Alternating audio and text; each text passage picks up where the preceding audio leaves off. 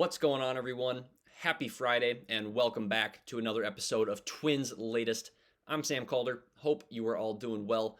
We've got an exciting, action packed episode today to round out the week, so you are not going to want to go anywhere. But before we get to anything, make sure you're subscribed to the channel so you don't miss out on daily Twins news and updates. But with that out of the way, let's jump into the episode and let's get the fun started today with our prospect deep dive. I've been holding out one name inside the Twins' top 5 prospects, but that name is going to be finally revealed today, and I think you can see it right now for that matter. It is the Twins' number 3 prospect, according to MLB Pipeline, and the 65th overall MLB prospect, catcher Eduardo Tait. Tait, along with Mick Abel, was acquired at the trade deadline last summer from the Phillies in the Yoan Duran trade, and he will be on the Twins roster for their spring breakout game against the Phillies on the 19th. That roster was just announced today as I'm recording this. That's why I bring that up.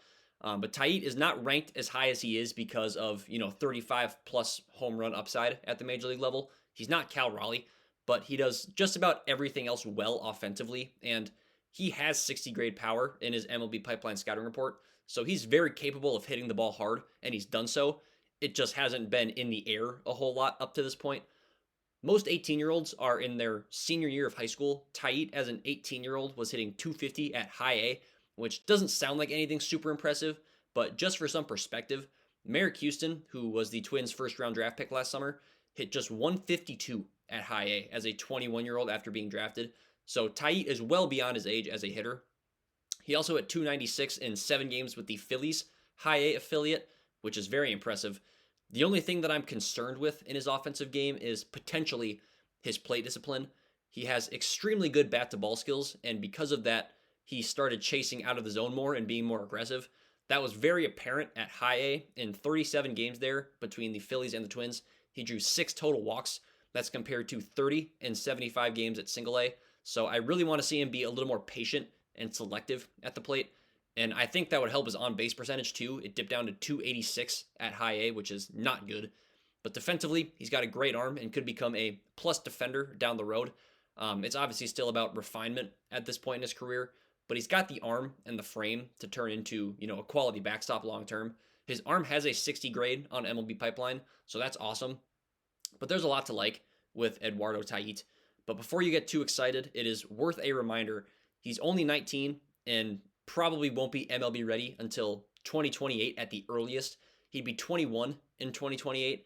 So if he keeps performing as well as he progresses, as he did last year, then he'd definitely be capable of just needing 2 more years before being ready.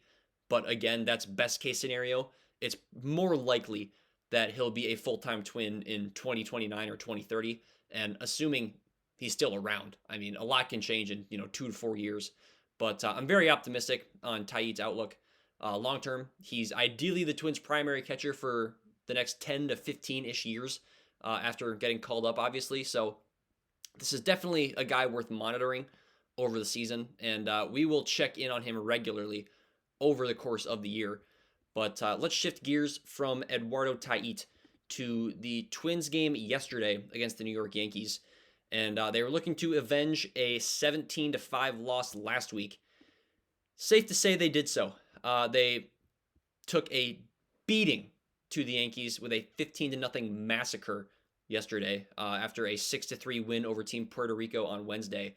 And that game against the Yankees yesterday got called after the 7th inning because it was such a blowout. So they mercy ruled them, which is awesome. But as always, we're going to take a look at the notable performances from the day, both the good and the bad. And we'll start with the bad so that we can end with the good stuff because that's always better. It was not Emmanuel Rodriguez's day at the plate. He went 0 for 2 with a pair of strikeouts. And for as good as he's been at times this spring, it is worth noting he now has 8 strikeouts through 16 plate appearances. That's definitely something the Twins will notice as well. So we'll see if he gets the swing and miss concerns that have been with him for his entire minor league career under control. Because obviously a 50% strikeout rate is not going to be something that gets you on a major league roster. Other than that, though, Brooks Lee was 0 for 4 with a strikeout, but nobody else had a truly poor day at the plate outside of Erod. So, Erod, if you're listening, I should say it's not personal. I've said a lot of good stuff about you this offseason. Just today was not your day, or yesterday was not your day. The pitching staff did not allow a single run, but they did allow 6 walks over 6 innings. That was primarily, though, the fault of one man in Eric Orzi, who walked 3 guys over his lone inning in the 6th. But that's all for the bad. It was a very, very good day all around for the Twins mostly. But let's look at the good. And starting with Luke Keeschall, who was fantastic yesterday. 3 for 4 with 4 RBIs, including a home run in his second time up. He hit 2 balls over 100 miles an hour and hit another one 90. So good to see him with some early juice this spring. Gabriel Gonzalez went 2 for 2 with a pair of doubles, a run and 2 RBI as well. He's also having a very strong spring. James Outman was 2 for 3 with another home run. There's going to be a lot of competition for the last outfield spot on the Major League roster because right now, I mean, there's 4 or 5 guys making a pretty compelling case for why it should be them. Tristan Gray roped an RBI double, 111.5 miles an hour off the bat in his first time up. Minor league catcher Noah Cardenas had a 2-hit day with 3 RBI and a pair of runs. And then on the pitching side of things, Taj Bradley was solid. I wouldn't say he was good, but he certainly wasn't bad. He went 4 scoreless innings, which sounds great, giving up a hit and a pair of walks while striking out 3. I do have to say, though, he got hit hard again. There were 8 balls put in play against him over the course of the day. 6 of them were 96 miles an hour or harder off the bat. In his defense, he was sharper his second time through the Yankees order, but they were playing some starters, and they hit Bradley hard. The stuff played pretty well, though. He got 7 whiffs on 54 total pitches, and he threw 35 of those 54 pitches for strikes. Just need to see him limit the hard contact better. But like I said, it was a great day all around for the Twins. You can never nitpick too much in a 15-0 win. So nice to have that entering the weekend. The Twins moved to 3-8 this spring with that win, and will take on the Braves again today before facing the Orioles tomorrow and the Phillies Sunday. But pivoting from the Yankees game, I want to do another bold prediction. And I think every Friday from now until opening day, I'm going to do one. I've done a few already, but we're going to make it a regular thing for the next few weeks. So today's bold prediction is Trevor Larnach will not be a Twin when opening day rolls around. And we talked about him being in some trade rumors about a month and a half ago at this point. I haven't heard much on that front recently since then. But let's talk about this from a big picture point of view, because Trevor Larnach entering this season likely isn't a long-term piece of the Twins outfield anyways. Maybe the front office views him differently, but now that you've got guys like Alan Rodin and Emmanuel Rodriguez and Gabriel Gonzalez and Walker Jenkins, all young outfielders, or young-ish in Rodin's case, that can be impactful contributors by next year at the latest, hopefully, that doesn't really bode well for Larnach as a Twin.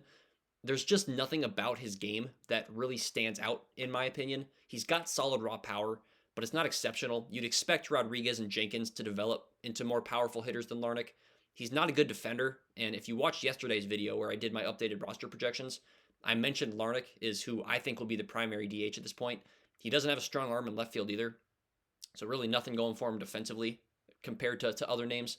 He's also a left-handed bat, and I've talked a lot in the last 2 weeks about just how many left-handed outfielders are ranked highly in the Twin system. If you've got Rodriguez and Rodin having these great springs, and you know Walker Jenkins, once he's healthy, is close to the majors, and Gabriel Gonzalez, wouldn't it make sense to try and get something for Larnach now?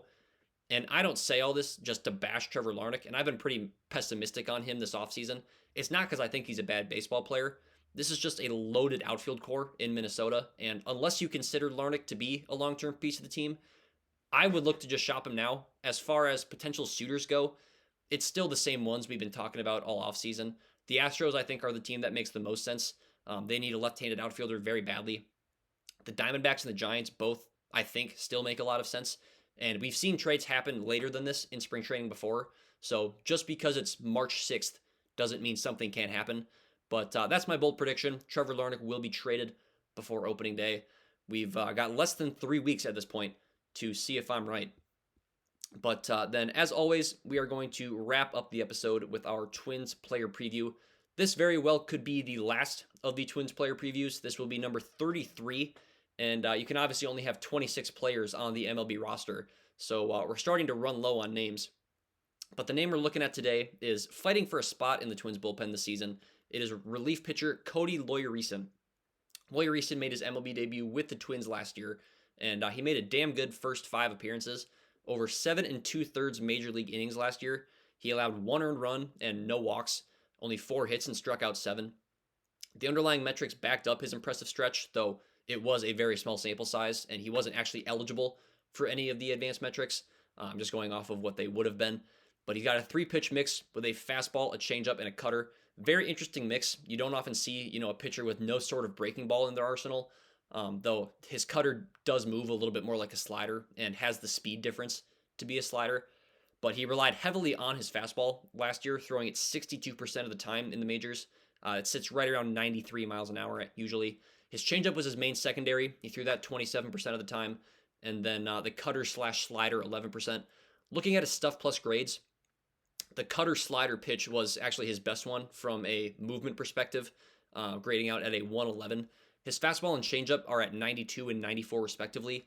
But when you show as much command as Loy Reason did last year, it doesn't really matter as much, what the shape of your pitches are. The problem with that, of course, is that he's likely not going to maintain that level of command over a larger workload. He got a ton of ground balls last year, which is great. His ground ball rate was up at 46.3% in the minors and 47.4% in the majors. Though he's historically not much of a ground ball pitcher, so I'm curious to see if he does repeat that, but we'll see.